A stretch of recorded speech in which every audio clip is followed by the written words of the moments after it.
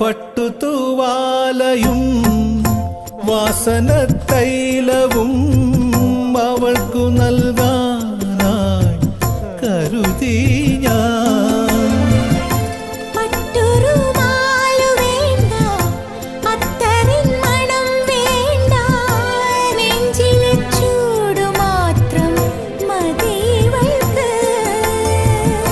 കടവത്ത് തോണിയിറങ്ങാം, കരിവളക്കൈ പിടിക്കാം, അത് കണ്ട് ലാവ് പോലും കൊതിച്ചോട്ടെ.